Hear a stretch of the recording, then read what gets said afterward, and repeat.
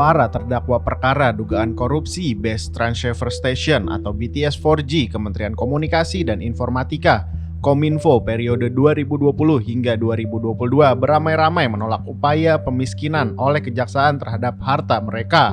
Hal ini terungkap dalam fakta persidangan pembacaan eksepsi 3 terdakwa, yakni ex-Menkominfo Johnny G. Plate, Anang Ahmad Latif, dan Yohan Suryanto, Selasa 4 Juli 2023. Ketika terdakwa mengajukan nota keberatan senada terkait dakwaan jaksa penuntut umum yang menyebut harta kekayaan terdakwa bersumber atau bagian dari tindak pidana pencucian uang atau TPPU. Johnny G. Plate melalui kuasa hukumnya Ahmad Holidin menyangkal kliennya pernah menerima uang ataupun fasilitas yang didakwakan oleh JPU. Ahmad membantah terdakwa Johnny G. Plate memperkaya atau menguntungkan diri sendiri yang dituduhkan sebesar 17 miliar rupiah. Terdakwa tidak pernah menerima maupun fasilitas yang didakwa oleh penuntut umum dan tidak pernah mengetahui adanya pemberian-pemberian uang tersebut, katanya Selasa 4 Juli 2023. Pemberian-pemberian yang dituduhkan dalam surat dakwaan menurut Holidin sama sekali tidak menimbulkan pertambahan kekayaan bagi terdakwa Johnny G. Plate.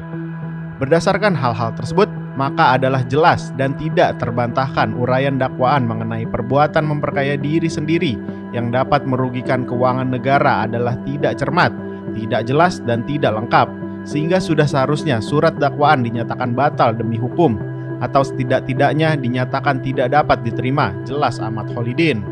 Hal senada disampaikan terdakwa Anang Ahmad Latif lewat kuasa hukumnya Cucu Sanjaya Hernanto.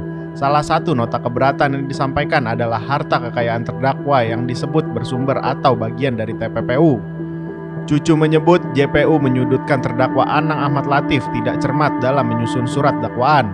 Surat dakwaan tersebut sangat menyudutkan terdakwa karena JPU tidak fair dan tidak cermat, jelas, dan lengkap dalam menguraikan perbuatan yang didakwakan.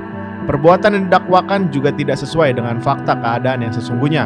Bahkan terdapat uraian dakwaan yang bertentangan, katanya Selasa 4 Juli 2023 di Pengadilan Negeri Jakarta Pusat. Ia juga menolak bahwa JPU mendakwakan peraturan perundang-undangan yang tidak berlaku bagi Anang Ahmad Latif, serta menolak pertambahan jumlah kekayaan diperoleh para pihak dalam perkara ini lebih besar dari kerugian negara. JPU juga mendakwakan adanya kerugian keuangan negara berdasarkan per 31 Maret 2022, bukan pada faktual saat ini.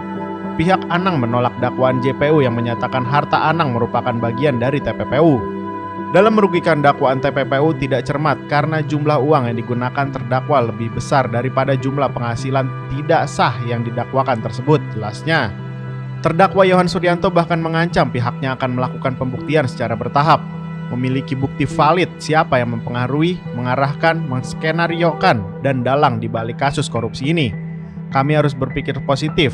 Tapi jika eksepsi tidak diterima, kami akan membuka buruknya sistem hukum, tandasnya.